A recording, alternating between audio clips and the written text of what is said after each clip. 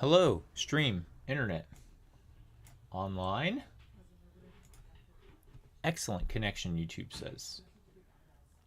I'm gonna wait to do a sound check. Test 1, 2, 3. Excellent. Okay. Let's show you where I'm at. Kind of a quick update. I gotta go do some family time this morning. But what do we have here? The new Cryptosokoban menu screen.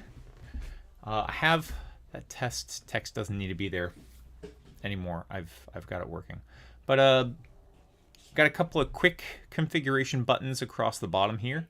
So we got music, and if you watch that toast text, it's going to slowly fade out.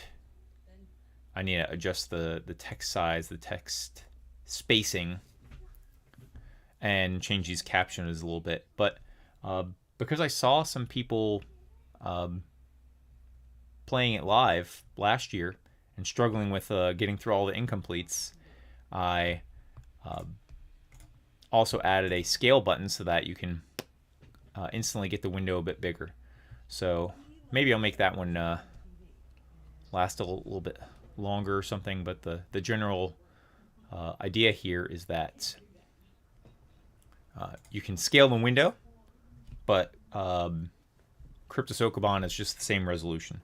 There's a lot of window management stuff like position, maximize, the rescaling. I have not dealt with any of that or made it configurable from the Python side.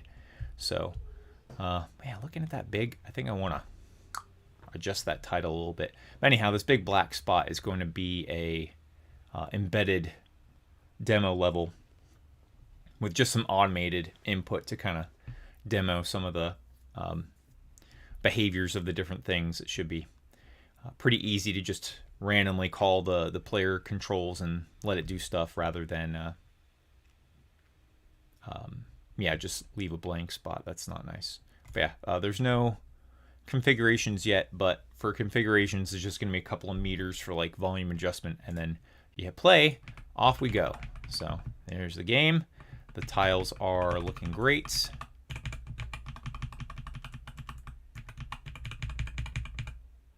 Just blowing my mind how it just like instantly became a game, and like I can actually kind of really waste some time doing this now. That looks like unsolvable. Yeah, that's an unsolvable. There is that issue. I really need to get the boulders away from the walls. At the very least, it'll make the games a lot more solvable if there are always space between the boulder and a wall. So let me try that now. Do I have anything open? I was just looking at some C++ code, trying to not change that, but there were a couple of changes made, which means I need to, before I get too far along with my planning for today, dust off the Windows computer and get it to rebuild. I may have to do that again if I'm working towards the end. But like, when do I pick complete? Like, let me add some things here. Like everything in here, I do want the volume meters just so people could turn the music down and keep listening to it. I haven't even picked the music actually, so that is something I should spend some time on. Game UI, this is really important.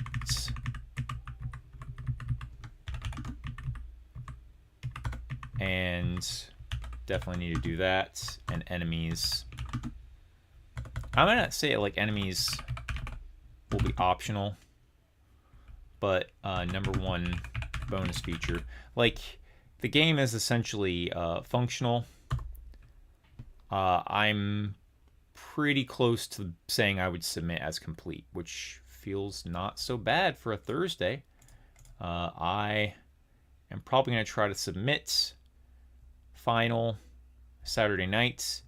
I could probably argue I have some hours on the 9th, but actually, what does the jam say? What does the 7-Day Roguelike 2025 jam page say? pull up itch. It says 3 days, 19 hours. Submissions due March 10th at 7 a.m. That's not really my time zone. So your hours run through before March 9th's end of day. So yeah, I could submit through Sunday. Did I start on Sunday? I had like a really bad Sunday. I got completely distracted doing completely unrelated AI code, but that's kind of on me if it's inside the jam period. So I'll just try to submit something complete Saturday before I go to sleep, even if that's like 1 a.m. on Sunday. And besides that, I may do some stuff Sunday morning, but I'm gonna just try to not need to, at least. So it could be like a bonus, if anything.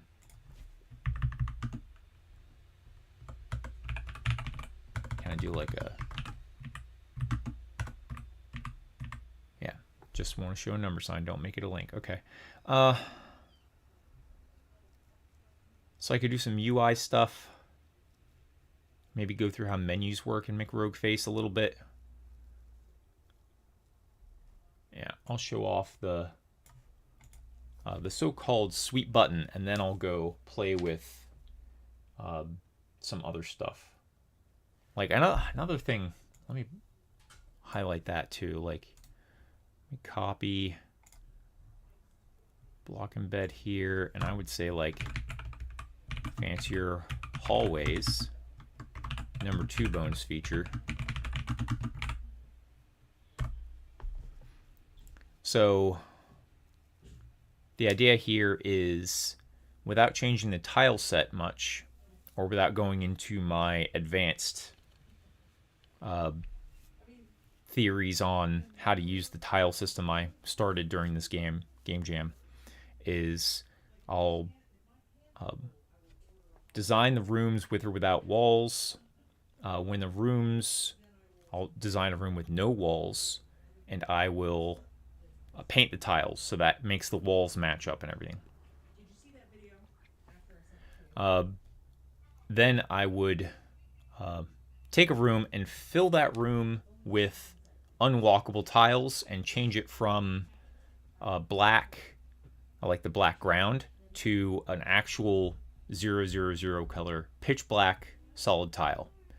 So a pit, just paints the grid black there, and then draw my hallways with like a dirt or a wood like L-shaped hallway or straight line hallway, which is going to be just the walkable area. So that should give an effect that you have these doorways in and out of the rooms, which are cut by the current hallway cutting thing.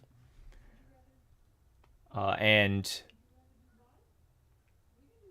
we have, the doorways. The doorways would be a good spot to put doors for like a mid-level door. I may or may not get around to that thing. I should try. I have time to tinker with it.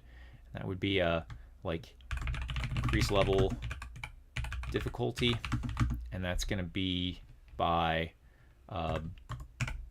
track the depth, add a door in the middle, monster and treasure gen. Then there's, of course, the turn-taking system. Now, something I would do for this is just like monster wander and path towards player and fight back. If a monster's next to you, they'll try to hit you. I really want the combat and Cryptosokoban to be very transactional. Like an enemy with 2 HP hits you for 1. If you have an upgrade, you can one-shot them. If you don't, then you have to expect they're going to hit you back, and to kill them, you're going to have to hit them once, get hit once back, and hit them again. So pretty straightforward there. And finally, the main menu demo. And that's going to use the same spawn a level. Well, the good thing about this is that the crypt class does all the player inputs. So I may have to tweak some stuff, like add some options onto the crypt class so that the main game doesn't try to like start, its own scene and all that. But spawn, rock, store, button, enemies, player, and start at timer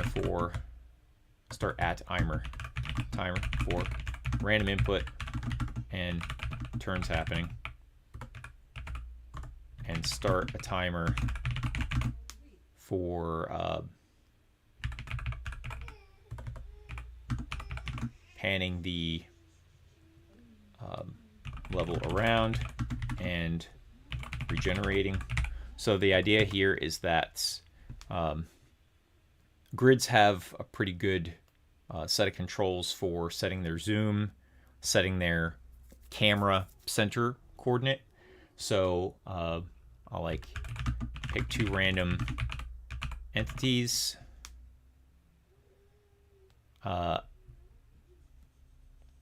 We have like call it like a dwell time.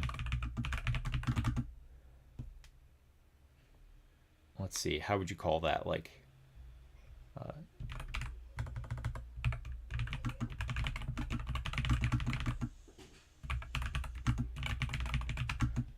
if we're dwelling on the player, let's say the player is like scooting around the grid.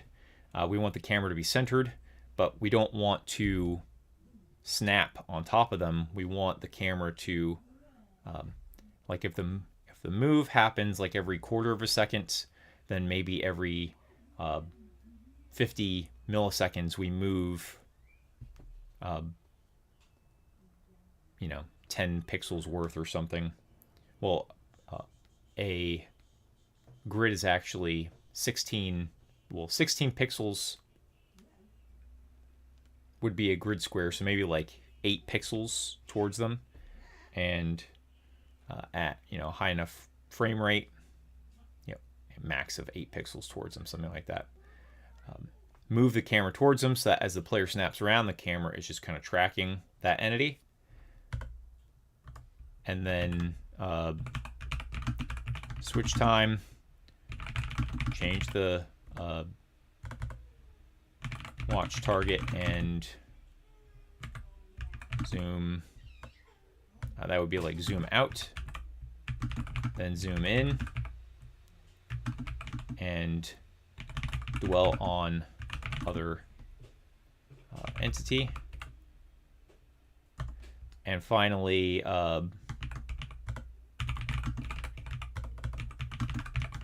level cycle time, be like dwell, switch, dwell, then regenerate and loop.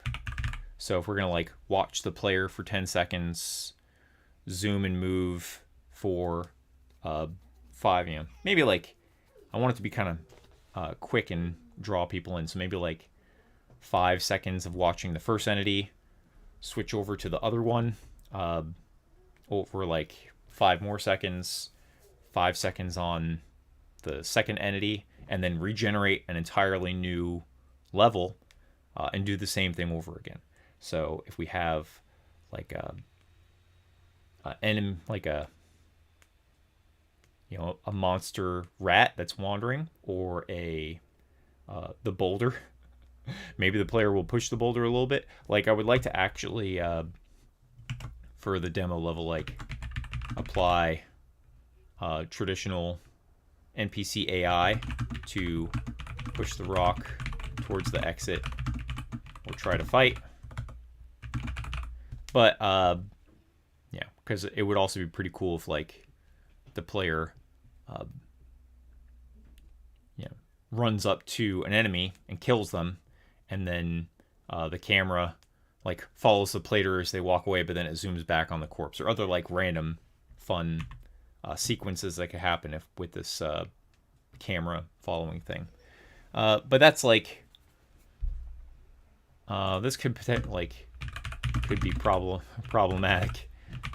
There's a lot of moving pieces there, especially like I need to like spend like 20 whole minutes probably looking for print statements and turning them off.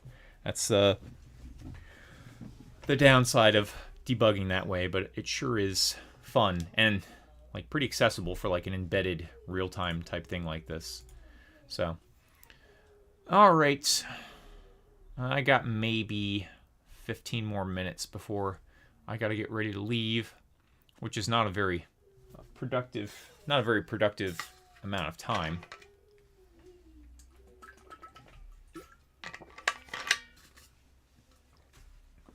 This is like this afternoon. I'll try to get back streaming and work on it all day tomorrow. I'll probably be in like push mode. Same thing for Saturday. And like this is stream number 5 or 6. So if that's number 6 and I have probably the equivalent of like 4 more streams and 2 more nights of coding, I have good feelings about like really crushing a significant portion of this stuff that I listed. So what can I do here? Maybe I'll go through the menu real quick to just jog my own memory. So let's look at game.py, which is getting a lot larger. Oh, I wanted to do some sound stuff, so let me just jot that here. Class settings, init.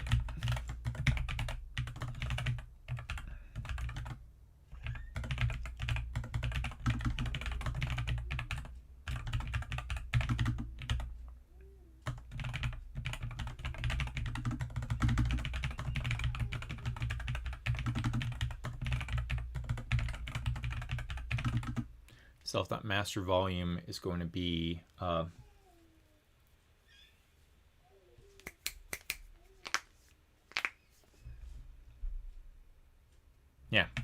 Dang. And why do I want to do this? Because the game and the main menu actually need to share this. So, and I'll also do like load the music SFX files here, and def play self SFX ID, and def I'm gonna call it like, I'm gonna change this again. I hate being indecisive, but resources, yeah. Play SFX and play music.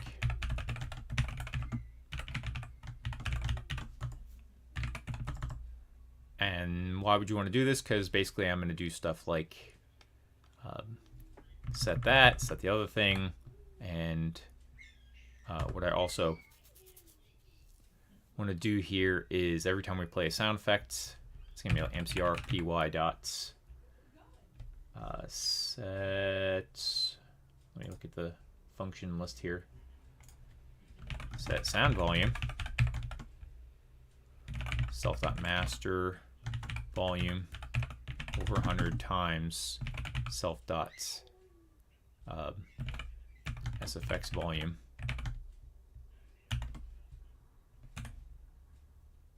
I think I have another one for like and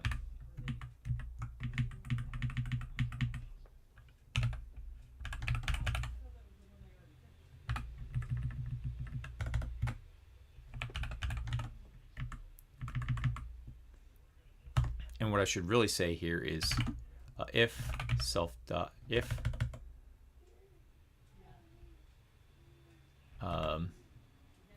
self.sfx enabled, and self.sfx volume, and self.master volume.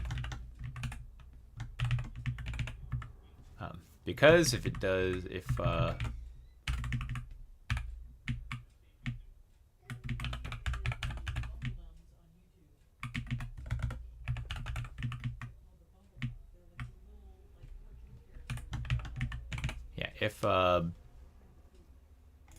music is disabled, music volume is 0, or master volume is 0, then we're not going to bother doing this stuff.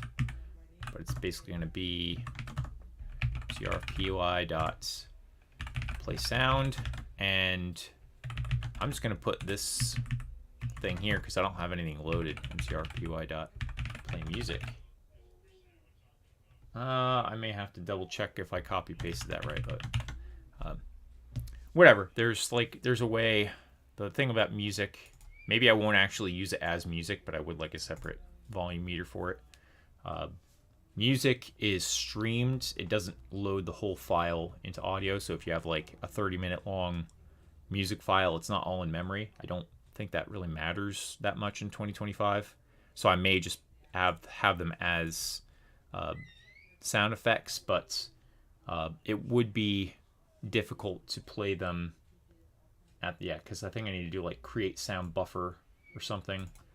I don't know how many tracks I can run at the same time under McRogueface, but I'm probably planning to make it about one music and one sound effect. It's not that big of a thing. But yeah, the main menu is mostly implemented in this cool function called our class called Sweet Button. And Sweet Button has a main rectangle, which is like the box that contains it. It has a drop shadow, which just sits there in the top left corner. A main button, which is like the same size but offset and moves when you click it. And do click, it tracks if the event has started or ended. And this actually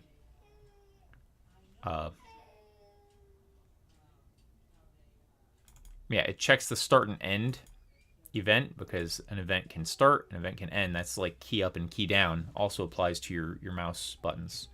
And it'll automatically move the main button straight over top of the shadow and pop it back out when the event ends. There are some bugs with that, like especially if you move your mouse out of the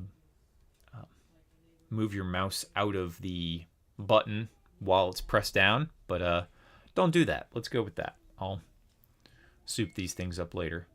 So what that looks like is I call Sweet Button. I give it like its spots. The caption can customize the size. I put them to all have icons. I think this icon actually looked a little small, so.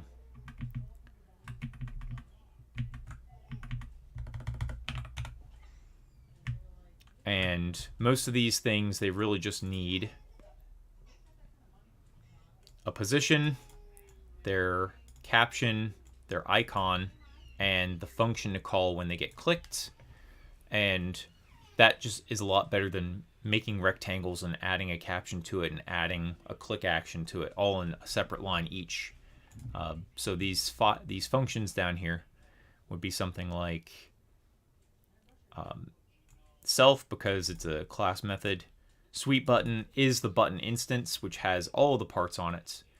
So what can we do with the button when we call the args? So this is how you can like change the icon or change the caption dynamically when you click it. And then the args is all the stuff that McRogueface sends. It's the mouse button, the XY coordinate, and whether it's a start or end event. So for music toggle, all this really does is it switches. Well, first of all, it ignores end events because we just do it when you click, not when you release the button. We enable or disable the music, and we set the caption and icon to toggle. So this switches back to the original, and that goes to the other way. Same thing for SFX. So pretty easy to just like make a little function that does something, toggles something, and that's where you get it. But now I'm gonna move a lot of that audio logic into resources equals resources. So what this will do is basically load all of the audio assets I'm going to include, and then allow me to just, in either the game or the main menu, because I'm going to play some sounds when you mess with the volume meters. so you can hear how loud it sounds. Be something like resources dot play sfx 2, or however I choose to set up those IDs and the internal saved music. But not going to be a lot of sound effects, but maybe a dozen. I was listening through Kenny's assets to pick them. Okay, so sound effects resource is about ready. Let's try to add some buttons to the game. So one thing I wanted to add was a stuck button, and maybe to I could probably just add sweep button even if it's below there. So let me say create level and swap level were annoying. Oh, let me look at what the door does. So let's look at, I need to go to build scripts entities, and exit does this stuff with bump.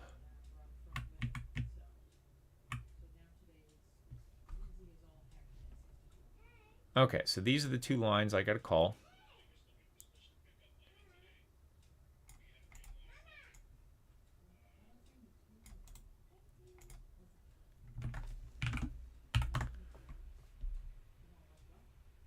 So there's create level. Now let me just say here stuck self sweep button args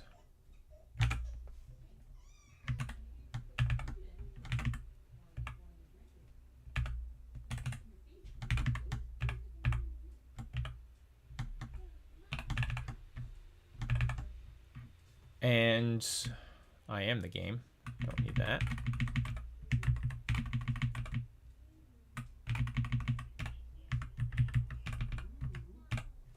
I'm gonna just test this as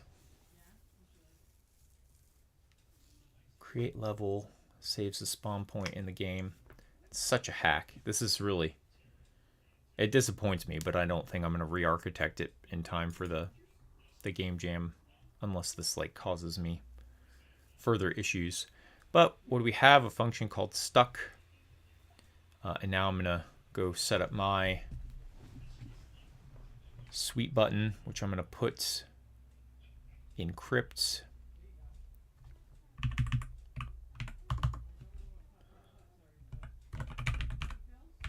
stuck button equals sweep button, and the info for that is going to be self.ui. It's not using it yet, but the idea was that the buttons could hide, remove, self-register, different things about connecting themselves to the UI, but I didn't get around to it. And for position, I'm going to do I don't know,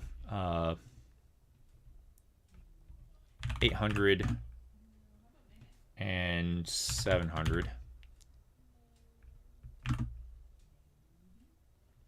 I think it's 200 by 80. For icons, I think I have a blank icon. Where's here's my UI icons. So what is that, 20 total? 16, 17, 18, 19, 20. So index 19 would be, what did I click? Okay, that was my plan I never followed. Caption stuck button box with box height icon equals 19 for blank, weirdly enough. Click equals self.stuck. Okay, so that should be it. I should now have a button on the game screen. If I play, no, I did not, because it does not self-add yet. So I also need to put the stuck button. Oh, it's another annoying thing. Base frame. why I wanted them to be self-registering. Let's see if I got that right. Yeah. So the idea here is that if you're stuck, you click that. Crypt has no attribute game. That would explain it. So def stuck.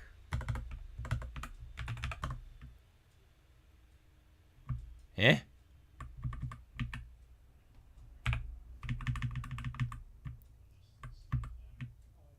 Self.game.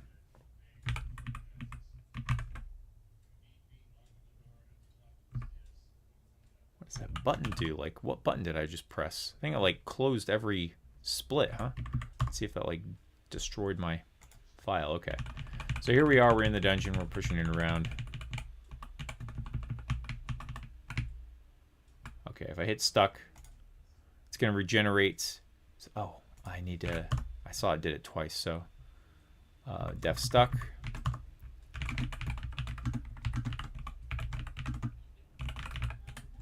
Just don't do nothing. Okay, stuck.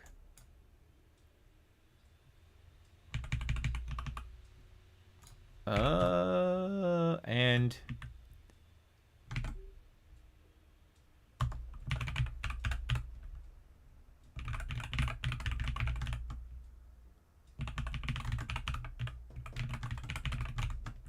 looks like it didn't include any. Oh, yeah, it has no attribute children. That was just the wrong way to phrase it. Okay, so now we got segment fault. Didn't see that before. Was it just because I did it fast, or I can't do it twice? Why? Huh.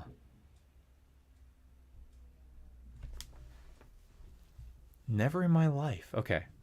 UI.append. I wonder what it's doing here. I may have to bust out the debugger to figure out why it's like,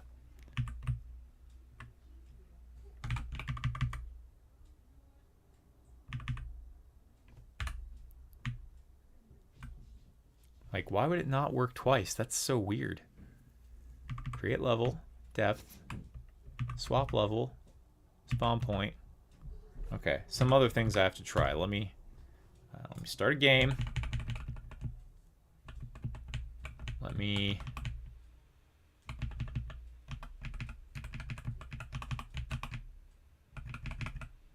after all, like, the walls actually are not very clear on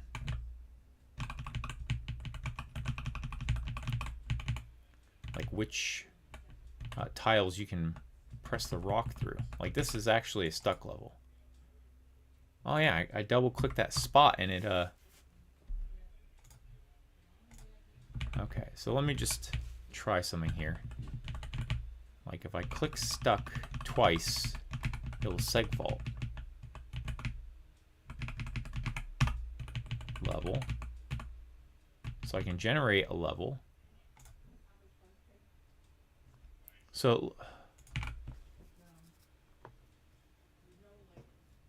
I wonder if it's trying to like use a grid that I just deleted.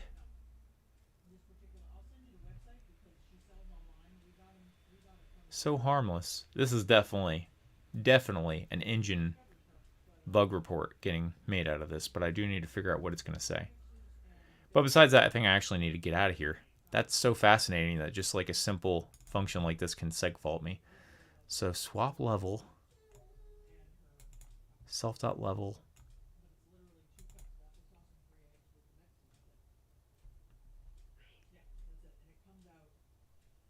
Create level. It makes a new level. Self.grid. And then swap level. Here's an idea. I could at least find, well, it might be swap level. That's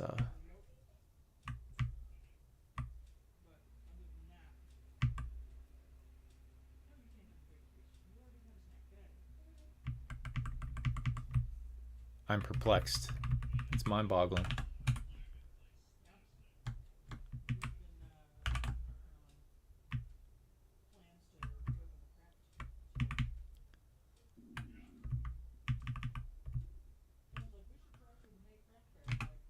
Because what I could also do here is I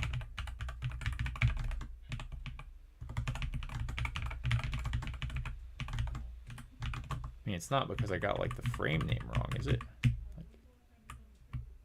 Base frame. Seems good to me. Shouldn't have been garbage collected. I might have a bug in the, I don't know, like Python instance should have had the shared pointer, and that the shared pointer then should have had a valid reference count on the C++ side too. So it shouldn't be garbage collected or like C++ style last one out, freeze the memory. So should have everything, like this is a standard use case. This is sweep button is not defined.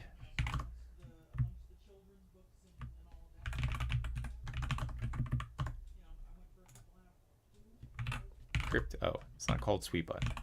It's called stuck button.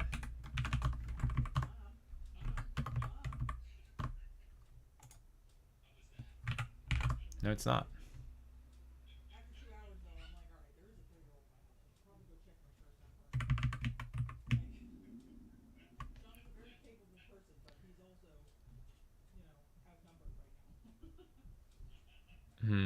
It's double doing stuff again.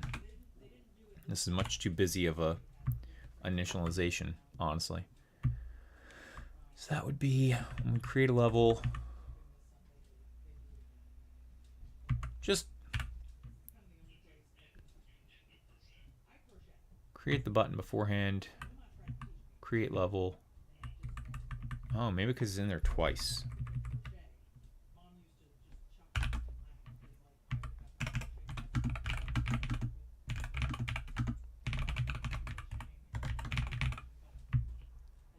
That could be a source of it. I don't think things should be in the same UI collection multiple times. That does not sound like something I tried to make work.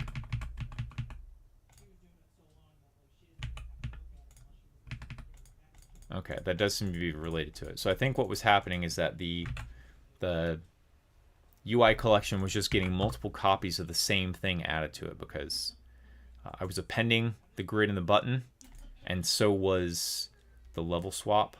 So you would have had the same grid on there twice, and now this swap level would have only removed the first item and then added more to the end. So what I should actually say here is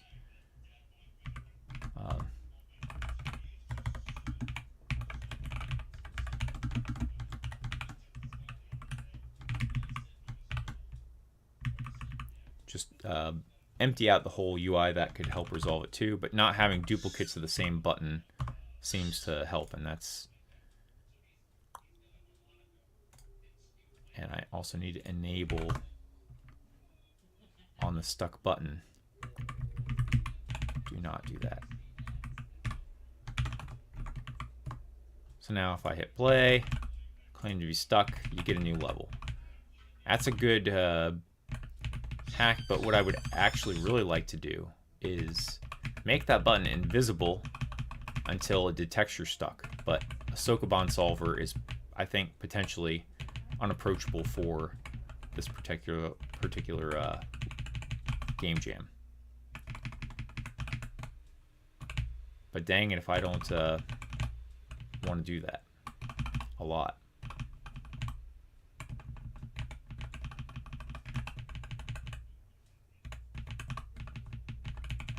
It's pretty fun already, so try to get like legit stuck. And I also, I don't know if I put this on my notes yet, but I do plan on making the grid a bit smaller. I just want a tighter level system. I'm already feeling like I'm doing way too much walking. And maybe the level size that gets generated can be connected with the depth, because I can make levels that are a bit bigger. Like I can tell you already that this is a stuck level because there's no way to get it around this corner, and there's no other way to get it there. So That's also stuck. That's against the wall. So I have a pretty good success rate just on random, but I would like to start doing some checks that enable different stuff to try to prevent it. Congrats, you broke it. That's a good, like, that's got to stay in, and I'm going to screenshot this for my tile engine notes. Those are very rare now. What else we got? Thursday time. I'll keep it in this notes section. So what I can't tell, I'll actually probably end the stream here and go do what I got to do.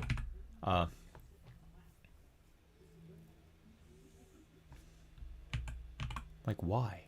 Why did that not satisfy the rules for the edges? And look, a couple of places here. That's an edge. That's probably an edge case that I can think of. Is that the wall with a gap probably does not have a rule for being against a flat horizontal wall like that. This one is against a variance. So I might have to add an ID number to say, like, hey, if you can have a right edge wall against the variance too, instead of like the plain wall. This one, that's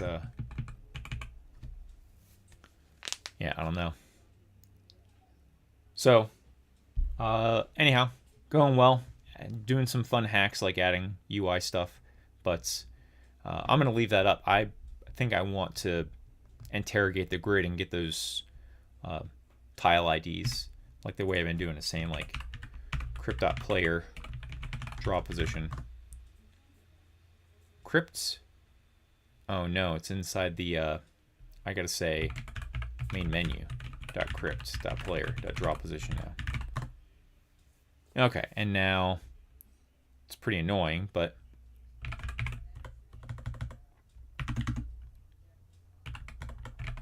main menu, crypt,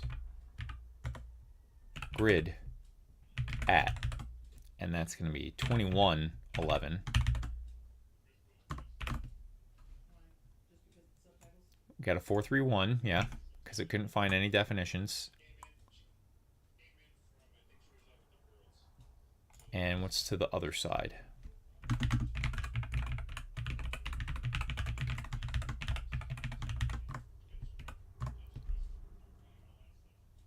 A 135. Well, it doesn't matter. That's far enough away. Wait, bro. 2211. A 133. So apparently this 133 did not permit anything to spawn next to it, and it's my edge blocks. So I'll keep working it. Alrighty. End of stream. I'll be back for the night shift.